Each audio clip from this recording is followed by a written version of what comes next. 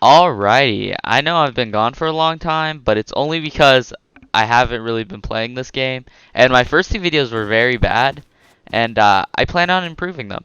I got 2K views on that trash, like literal garbage building video, and I already have better builds than that, and I don't get how that got views and how I was even thinking about publishing it. Obviously, the like to dislike ratio wasn't very good. Because the video was trash, to be honest. I accept every trash comment. But this video is going to be more for beginners and maybe even some veterans for some bunkers that some players might not know and new players need to know. These bunkers are pretty basic and they're not like the whole base. They're things that you could add on to a base to make it even more secure and cost more to raid. The first one we're going to be starting off with is this simple stability bunker. Now to even make the stability bunker, all you really need is two high triangles against one low triangle, a half wall, and then a full wall. But make sure there's two full walls on these other triangles to give stability to the middle one. Once you break this bottom one, this wall should stay. Now if you notice, you can't place a floor here because foundations do not give stability to floors. But if you place a floor here, after you place a half wall, you can upgrade it to wood if you want to pick it out so you can't splash damage it. But you just want to upgrade this floor and you're good. You're completely protected on the inside. Now this one a lot of people know, and I'm guessing I didn't really need to show this, but just for any new players, which I know there are a lot of, that want to see a type of bunker or how people do a certain bunker, this is it. So once you break it, the floor breaks under. Now like I said, I recommend upgrading this half wall to wood and then picking it out once you wake up. Because if you leave it like that, it is possible to splash through the floor and destroy the twig with incense or explosive bullets. So the next bunker has been a bunker for a very long time, like the stability bunker. This one is pretty simple. It's kind of big, and I don't know, I just think of it as very clunky, and there's only a couple base designs you could use with it. But it's pretty nice to say the least. All you need is L-shaped stair going this way and a roof coming towards the opposite way. Now the way this bunker works is there's flabs on roofs. But once you place a roof through another roof, it, for some reason, I'm not sure why, removes the flab. This allows you to get through. You could go through here, or you could even go straight through here.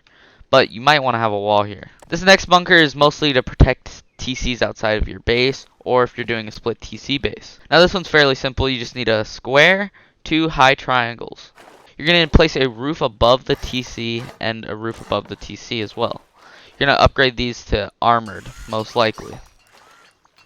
You don't necessarily need to, but you really need to do these foundations so they don't get picked. Then all you have to do is place a wall and a wall on the other side. And there you go, you have your bunker. Now to get in, all you need is a foundation in front of it. I'd probably upgrade it just so you could do it. And then just place a roof to be able to grab whatever is inside the TC and destroy it when you want to close it up. Now this one, I know a lot of people that don't actually know about this. So all you need is two chairs and two ladders. If you place a half height wall, and another half height wall, then you destroy the low one, it'll leave a little gap if you place a low wall. You cannot get through no matter what. You'd either have to pick one of these walls, which you should probably upgrade, or you have to blow through. But for most people with TC that could place and pick up chairs, before you get off you pick up the chairs, and then when you're on, leave the chairs. It's fairly easy to get in and out of the bunker. All you need is a chair very close to the wall and a ladder like facing kind of as close as possible to this wall. Once you sit down, it's going to give you an option to climb. As you see, when you're not sitting down, it doesn't give you an option. You're just supposed to jump on it, but you can't. But when you're sitting down, you get the option to climb. So when you click it, it sends you through the floor. Did I say floor here? I meant wall. You can see that the chairs are not meant to do this because they made it so you have to be super close to the chair to be able to sit on it. Same thing to go in and out. Alright, for this next bunker, you're going to need a little... This is going to be a suicide bunker. It's not going to be one that you could get in and out, but it's going to be a very efficient way of transferring loot. So once you get this little 1x1, and you can place a bag and a TC in there, you're going to want to place a wall facing towards here. Make sure to leave one chest spot open on the shelf. Then you're going to need to place a twig roof on a foundation to open up, kind of like the other bunker over there. Except when they patched bunkers, they made it so if there's any walls connecting to the wall that you're trying to open, it will not open. So you need to make sure that these walls next to it on the side are removed so that the wall can open. Once the wall is open, you can place a box. But the twig right here is a little big, so I'm going to upgrade it to wood so I have more space. Make sure to quickly destroy it once you're done so you don't have to pick out a wood roof. Go ahead and place this box a little leaning towards past this foundation. Then once you destroy the roof, the box stays through and you could transfer loot through. Then you could finish off the base. Make sure you have a bag in there to transfer loot. You could also lock this chest so that people can't open it. But the only thing that sucks about this is that people could destroy it, but the good thing that's good about that is that they can't grab the loot. Alright, we're coming on to our last two bunkers. These ones are a little bit less known, or actually that one's more known, but this one is a little less used, less common, just because how inefficient it is. This one you're going to need a little hill so that this twig foundation is hidden halfway.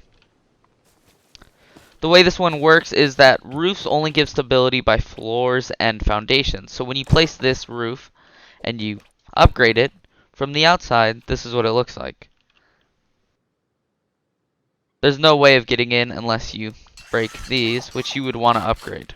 Since you can't see the twig floor, but you could see it on the inside, when you're ready to get out, go ahead and break it, and then the roof breaks with it. This one is definitely my least favorite bunker out of all these, just because you need a hill, and the expansion of it is kind of not that good.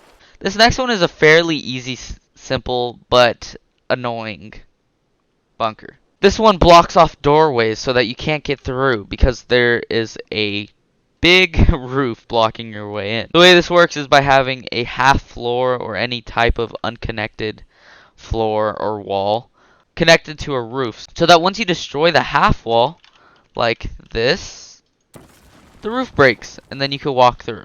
You could do this with like a bunch of triangles and it would block off a lot of doorways.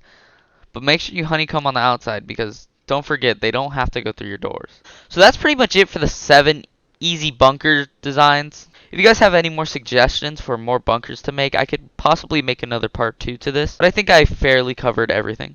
I will have another new video that is actually extremely exciting. It's a wall stacking method. And there hasn't been a wall stacking method in years. Alright, I'm done talking in that voice. Like I said, yeah, the wall stacking video might come up tomorrow or later on this week, depending on how I feel about it and how ready it is. I've known about this method for a whole year now, and I kind of never gone to making it just because I haven't been able to make an efficient base out of it, but I've decided just to show the technique instead of trying to hold it to myself and find a way. I do have a nice little base to do with it, but it's not really that great. Alright guys, if you guys did enjoy this video, make sure to comment on any new bunker designs you possibly have. Like the video and subscribe for that wall stacking video. I appreciate you guys coming out here and watching this video. Thank you and peace.